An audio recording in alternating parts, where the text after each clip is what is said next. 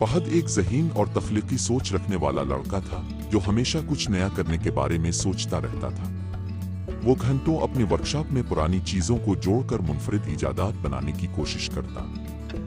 इसका सबसे बड़ा ख्वाब था कि इसके पास एक ऐसी गाड़ी हो जो सिर्फ सड़क पर ना चले बल्कि हवा में उड़ भी सके और बात भी कर सके। एक दिन जब फहद अपने दादा के पुराने गोदाम में चीजें देख रहा था तो उसे एक चमकती हुई पुरानी मगर हैरत अंगेज गाड़ी मिली।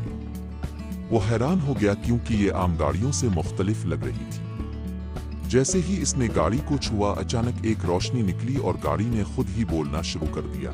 जादुई गाड़ी। हेलो फहद, मैं एक जादुई गाड़ी हूँ जो तुम्हारे हर हुक्म पर अमल कर सकती हूँ। फहद की खुशी का कोई ठिकाना न था। वो गाड़ी में बैठा और बोला, क्या तुम उड़ सकती हो? गाड़ी ने जवाब दिया, बिल्कुल। मजबूती से बैठो। अचानक गाड़ी जमीन से उठी और बादलों के दरमियान पहुंच गई। फहद हैरत और खुशी से चीखने लगा। वो नीचे पूरे शहर को देख सकता था। सड़कें, दरिया, बुलंद इमारतें सब छोटे खिलौनों जैसे नजर आ रहे थे। अचानक फहद ने नीचे देखा तो एक बाजार में हलचल मची हुई थी। एक चोर एक बूढ़ी औरत का पर्स छीन कर भाग रहा था और लोग हैरान खड़े थे। फहद ने फौरन गाड़ी से कहा, हमें नीचे जाना होगा। गाड़ी ने फौरन रफ्तार बढ़ाई और चोर के सामने आकर रुक गई। चोर हैरान रह गया कि ये उड़ने वाली गाड़ी कहां से आ गई। फहद ने गाड़ी को हुक्म दिया, चोर को पकड़ो।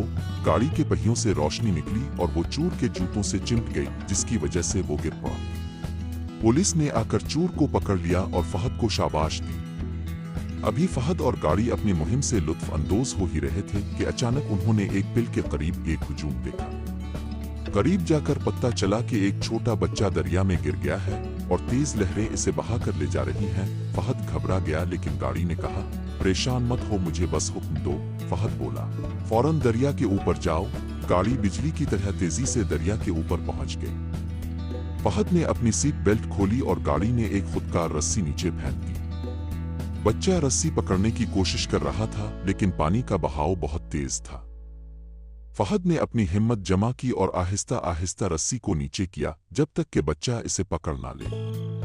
आखिरकार गाड़ी ने बच्चे को महफूज तरीके से किनारे पर पहुंचा दिया। हुजूम खुशी से तालियां बजाने लगा और फहद को हीरो को कहने लगा। बच्चे की मां ने फहद का शुक्रिया अदा किया और कहा, बेटा तुमने आज मेरी दुनिया बचा ली। जब फहद घर पहुंचा तो वो थोड़ा थका हुआ था लेकिन दिल में बेहद खुशी महसूस कर रहा था।